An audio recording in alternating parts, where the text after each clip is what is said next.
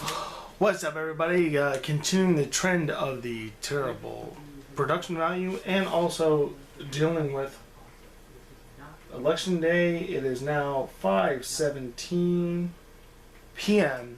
Pacific time, and I'm going to do another video because why the fuck not?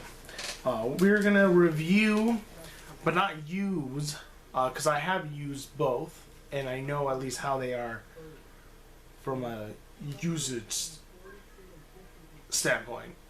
But we're going to do another Does It Work? Featuring the two least big PS3, sorry, not PS2, but PS3 gun peripherals.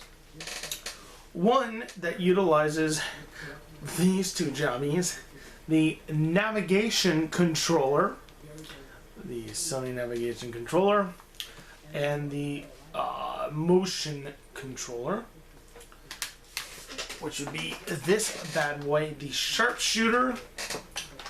And we're going to talk quickly about the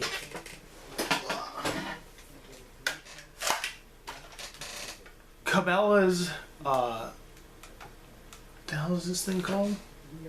Top Shot. The Top Shot. Okay? So, in regards to the Sharpshooter, without the controllers, this is how this bad boy looks. This is part of that new generation where rather than having a gun with all the goodies built right into it, this is essentially like the Wii, where the important bits need to be chambered inside of it. So your Wii motion controller comes in the top and your navigation controller comes in the bottom. But before we put those in, looking at it, it's pretty lightweight. There's a nice bit of weight on the back side, which is pretty cool. Like there's a good bit of weight, so it doesn't feel super cheap. This happens to be the SOCOM version, but there's a bunch of different versions. This is the one that I bought online because it came with the navigation controller, which I needed. Now, navigation controller, you just flip this little thing down here. Bing, and it pops up. Bing, and it pops up. So that goes in there. Hey. Uh-oh. Hold on. You gotta go in.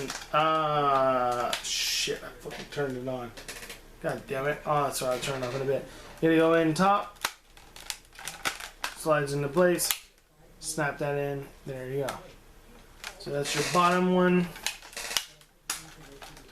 There we go. The top is even easier. So what you gotta do is there's two release ports here, here, and then on the other side. Slide those back. That pops off. There is a plug that you gotta actually aim down, and when you aim down, it sticks out. Just trust me on this one. And you want to plug it into that top one. I absolutely don't think you can see that, but that's what you want to do. It'll settle into place. It'll be on top, so all the buttons will be on the top. Probably can't see that either. It's too damn dark this time of year. I love it though. And you snap into place, and there you go. You have the ability to increase the shoulder stock. There's a lock switch, which makes zero sense because I don't know what the hell it's locking. It still has the same trigger thing, so I don't know about that. There's also a variation of your shooting pattern. So there's 3 bursts, 2 bursts, 1 burst. I have not noticed anything from that. You got the square and triangle in that area. What else is on here? There's a secondary trigger which is supposedly for like grenades. Wow, it's really fucking dark. Whatever. This is the problem with being a little bit, man. And then the other cool thing is you can actually load your gun depending on the game using the cocking mechanism.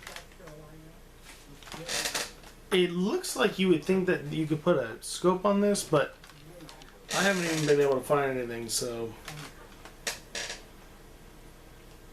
I would assume this is just superficial,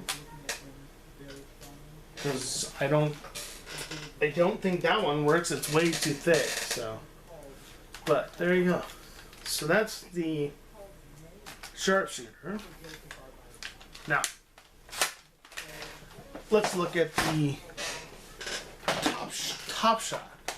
Now, cool thing about the top shot, there's a couple things. One, first off, I guess I should mention, the gun, if you pull out the stock, utilizes a dongle, and it actually utilizes a sensor bar, wireless sensor bar too, which is pretty freaking nifty, which I have over there. Versus the Sharpshooter, which has to use the the camera, which is kind of a pain in the ass. I have one and I put it in places, but it's kind of a pain in the ass to sync. I think this is easier. Now, you can keep that stock out, slide that off, and you got yourself a shotgun. Or, if you wanted to, you still have a shotgun. Now, if you decide to extend the stock and then take the scope and slide that on, now you got a sniper rifle. Jesus, everything's fucking going crazy. The one of the joysticks is down there, which I think is pretty nifty. I think that's better compared to that one. So you can sit there like this, but then you have to use this other joystick up here for a lot of the Cabela games, which is kind of weird. But most of those Cabela games is kind of slower pace, which is, I guess, good. So that way you can sit there and do what you need to do. And then, obviously, as you can tell, there's a reloading mechanism. In my opinion, between the two guns, the top shot by far is the better option. Well, I mean, for what you need to do. There's a lot of games that the Sharpshooter does not work on. I cannot sync that with a lot of the Cabela games, but thankfully this one does. But a lot of people cannot calibrate that thing. I don't know why, but it works for me. So whether their product doesn't, there's a malfunction, factory malfunction, whatever, mine works, and I think it does work to an extent far better than that one. The only game that's rail-wise that I've been able to play with this is heavy fire Afghanistan. I can't even get the damn thing to work with the Children of Eden. But now that I reconfigured my room, I can go back a lot further. So maybe the problem is I was just too damn close to the camera. So I'll try it down the line and just at least make sure that this thing works. But in terms of how it feels, the Sharpshooter feels amazing. I think the quality is pretty good. And there's so much front weight, though, because of these two things. But I personally think the top shooter is the better of the two. It really hasn't let me down in any of the games that I played yet. I think maybe Survival of Catmire, what was that thing called?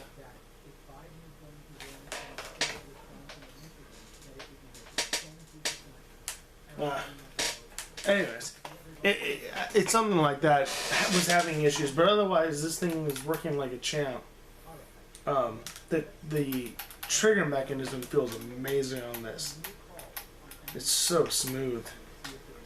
But I really like that one of your moving mechanisms is right next to your thumb. It's already right there.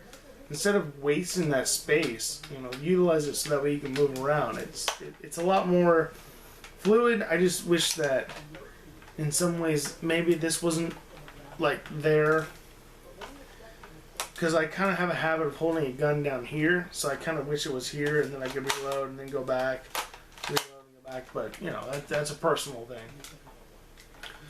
But I really do recommend the Top Shot, for me at least, worked. It does work, and I think it's great for the games that it's meant for. And the Sharpshooter, it does work with what it's, you know, with some of the games. It's just, I don't know. I think it's, I gotta get used to being able to move around and then doing all this stuff. But I've had such a fucking hard time trying to sync this controller up. So I think a lot of it has to do with the fact that I'm having a hard time syncing this thing up to the camera. I think I might understand why. I think it was the position of the camera. But for the most part, this is similar to the Wii anything, where it's just a housing for the controllers, whereas that's an actual light gun, in a way, in my opinion. Even though it uses a different set of technology, in my opinion, that's a light gun. This is just a peripheral that holds some controllers. So that's my opinion on that when it comes to light gun status. But it's a cool mechanism. Oh, I totally forgot about going back.